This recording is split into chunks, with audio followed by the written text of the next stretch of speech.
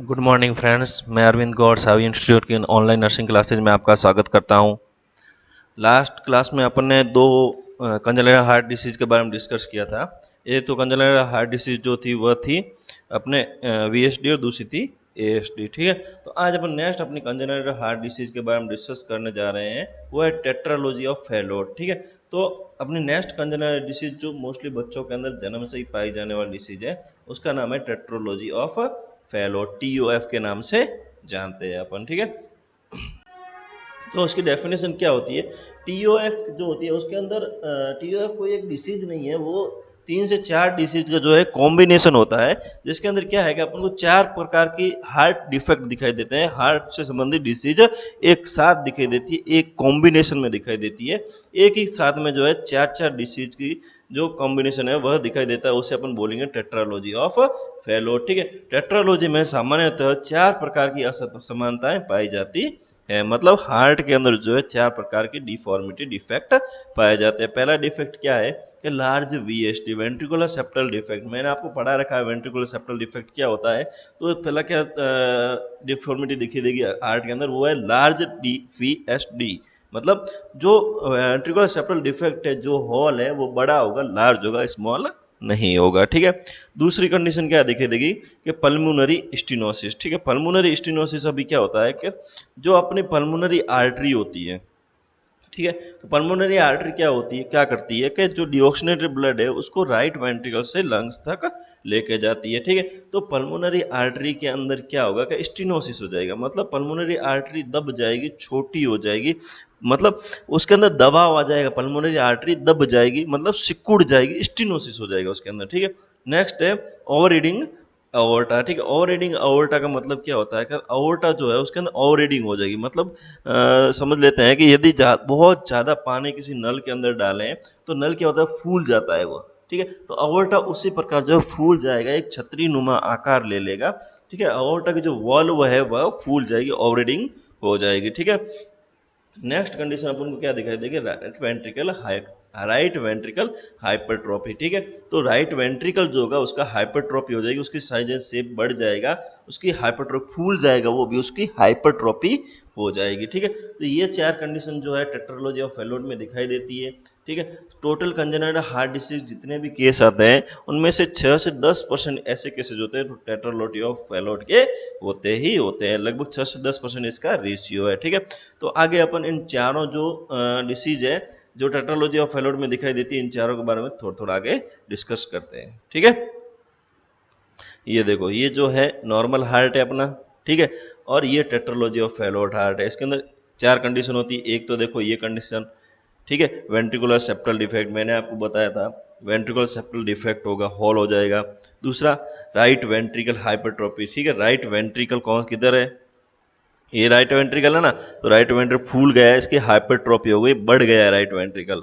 ठीक है, तीसरा पल्मोनरी स्टेनोसिस। ठीक है, पल्मोनरी के अंदर जो है वह पिचक गई है, दबाव आ गया, सॉरी, हाँ, पल्मोनरी स्टेनोसिस है वह दब गई है, मतलब उसके अंदर ब्लड फ्लो ज़्यादा नहीं हो रहा है। ठीक है, इस पल्मोनरी स्टेनोसिस का मैं आपको आगे पूरा डायग्राम बताऊंगा अलग से। ठीक है, तो उसके अंदर आपको समझ में आ जाएगा। ठीक है, नेक्स्ट है ओवर रीडिंग अओर्टा। ठीक है, ओवर रीडिंग अओर्टा। ठीक है, जो अओर्टा है वो ओवर रीडिंग हो जाएगा, अओर्टा जो है वह फूल जाएगा, ये देखो फूला हुआ है अओर्टा, अओर्टा ओवर रीडिंग हो जाएगा, छतरी नुमा आकार ले लेगा। ठीक है,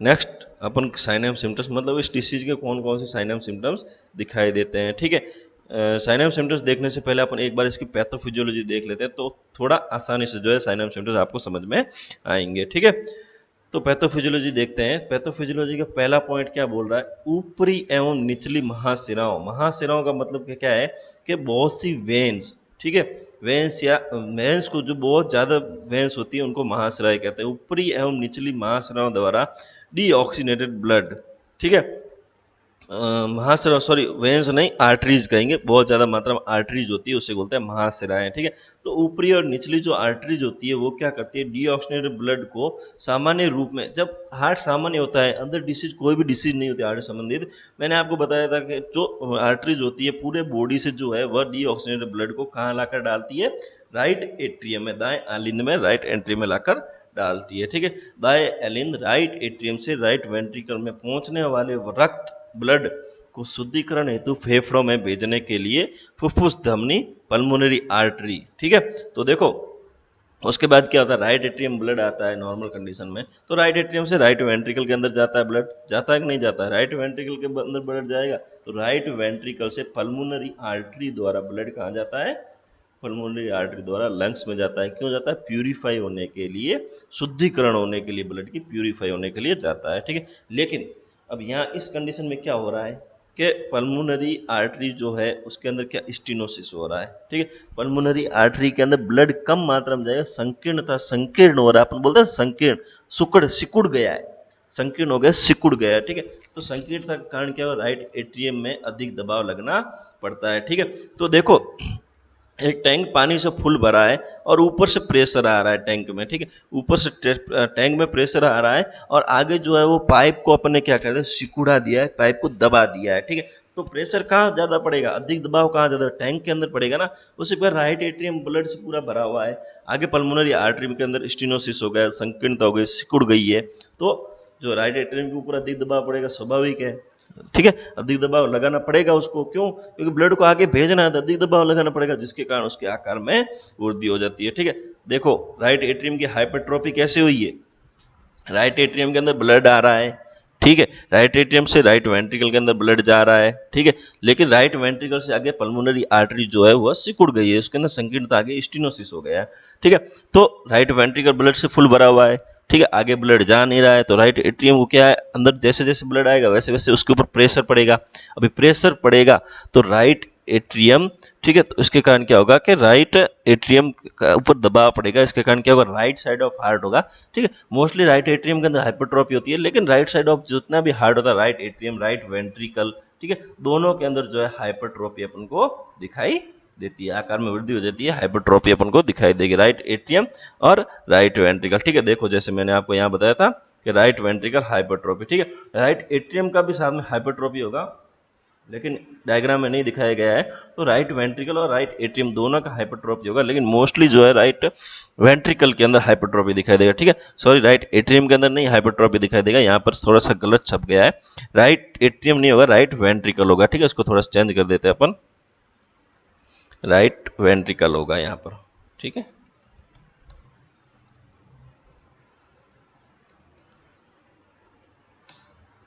ठीक है, राइट वेंट्रिकल को अधिक दबाव पड़ता है, जिस जिससे इसके आकार में वृद्धि हो जाती है, इसकी हाइपरट्रॉफी हो जाती है, राइट वेंट्रिकल हाइपरट्रॉफी। यहाँ पर राइट वेंट्रिकल हाइपरट्रॉफी एक कंडीशन मिल गई आपको, एक राइट वेंट्रिकल हाइपरट्रॉफी। ठीक है, दूसरी नेक्स्ट चलते हैं अपन, पल्मोनरी स्टीनोसिस के कारण ब्लड फेफड़ों के स्थान पर वेंट्रिकल के मध्य उपस्थित असामान्य छिद्र वीएसडी से होकर बाएं नीले एवं महाधमनी में जाने लगता है। ठीक है, तो अब देखो पल्मोनरी स्टीनोसिस के कारण, ठीक है, पल्मोनरी स्टीनोसिस से पल्मोनरी आर्टरी के अंदर ब्लड नहीं जा रहा है। ठीक है, फेफड़ों के, तो ब्लड जो है फेफड़ों तक नहीं पहुंचेगा, उसके स्थान पर कहाँ जाएगा, वीएसडी के बीच में होल है, मैंने आपको बताया था। ठीक है, वीएसडी क्या है, वेंट्रिकुलर सेप्टल डिफेक्ट है, होल है।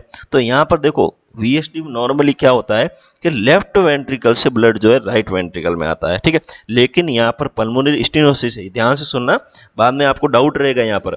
ठीक है, वीएसडी के नॉर्मल कंडीशन में क्या होता है, मैंने आपको कल बताया था कि जो राइट साइड ऑफ हार्ट का होता है उसका प्रेशर ज्यादा होता है। ठीक है, इसीलिए क्या होता है कि जो ब्लड है लेफ्ट साइड से राइट साइड में आता है, लेकिन इस कंडीशन टेट्रालॉजी ऑफ फैलोट में ऐसा नहीं होगा।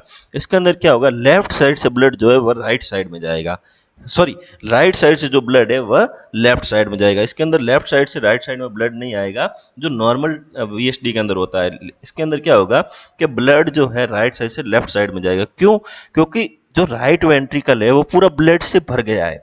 ठीक है, अभी वो राइट वेंट्रिकल कितना भी प्रेशर लगाए, आगे तो पल्मोनरी स्टेनोसिस से ब्लड आगे नहीं जाने वाला, तो ब्लड कहाँ जाएगा, उसको हॉल कहाँ दिखेगा, सेप्टम के अंदर हॉल दिखेगा, और वो साइड के चैम्बर में जाने की कोशिश करेगा।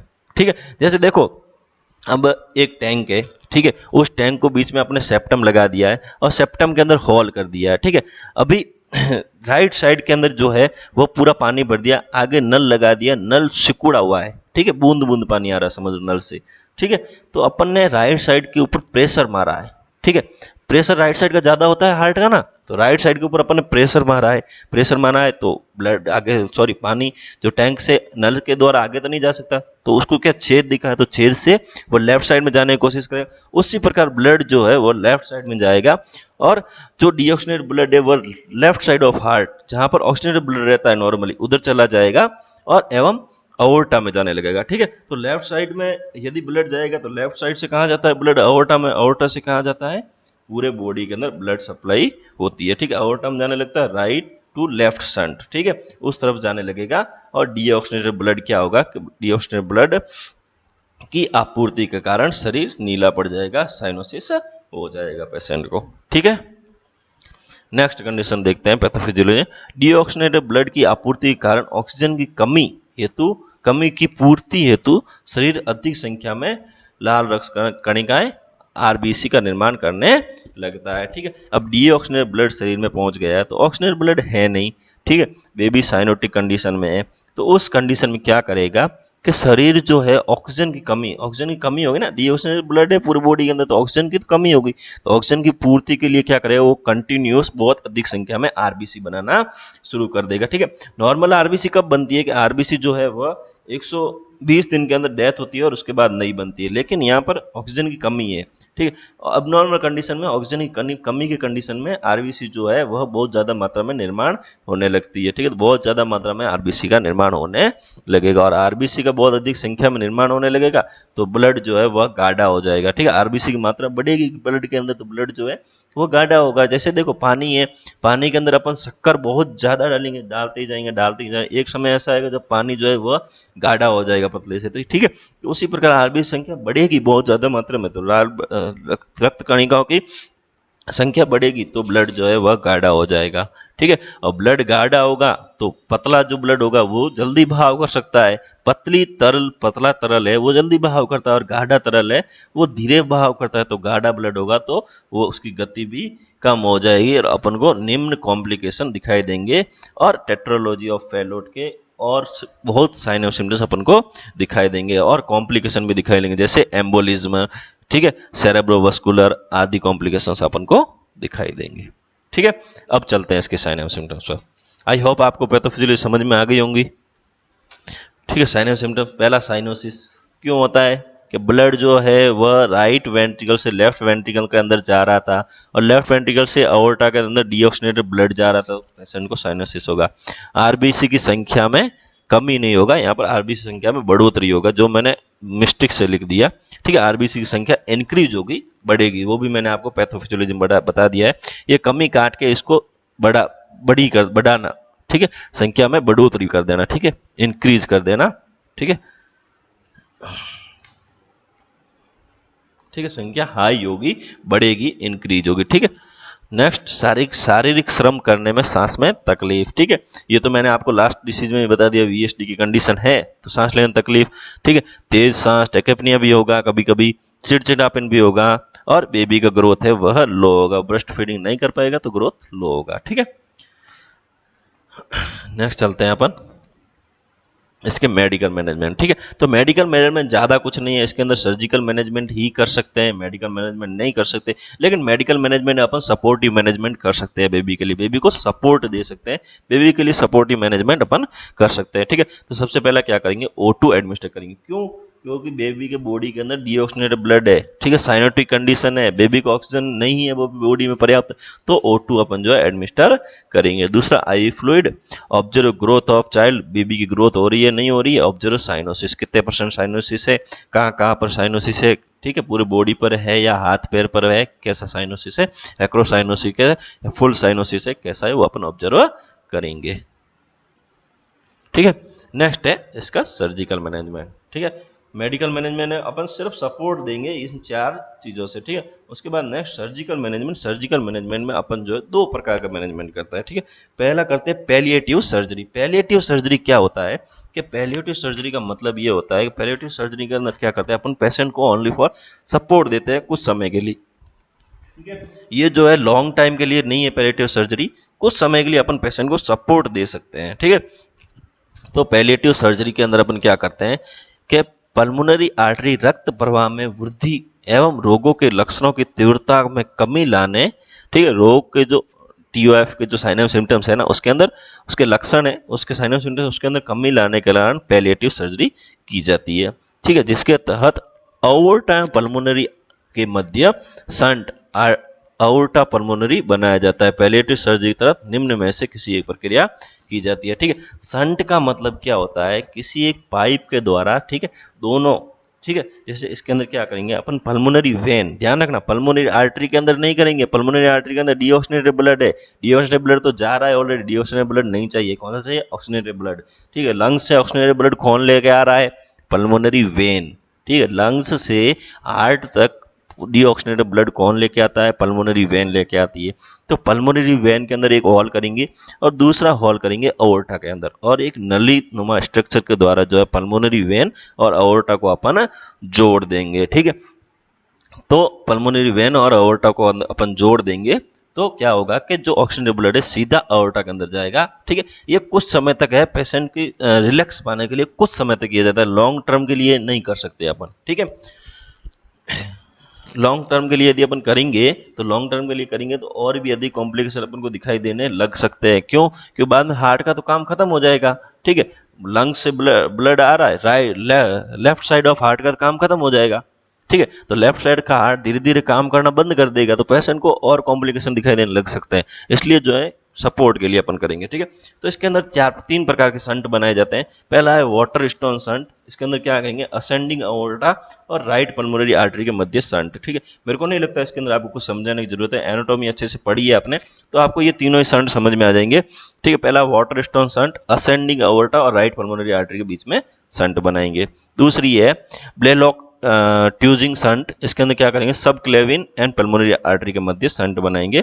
और तीसरा है पोर्ट्स प्रोसीजर। ठीक है, पोर्ट्स प्रोसीजर क्या करते हैं, अपर डिसेंडिंग अओर्टा और लेफ्ट पल्मोनरी आर्टरी के बीच में संट बनाते हैं। ठीक, संट क्या होता है वो आपको मैं आगे डायग्राम बता दूंगा, नहीं समझ में आया तो भी। संट मतलब दो कोई भी वेन या फिर आर्टरी और वेन के बीच में, या फिर दो कोई भी सिराओं के बीच में जो है हॉल करके और पाइप नो स्ट्रक्चर के द्वारा जोड़ना उनको। ठीक है, उसे संट कहते हैं। ठीक है, उसके बाद आते हैं करेक्टिव सर्जरी। मतलब ये सर्जरी जो है, तीन प्रकार की सर्जरी होती है करेक्टिव सर्जरी।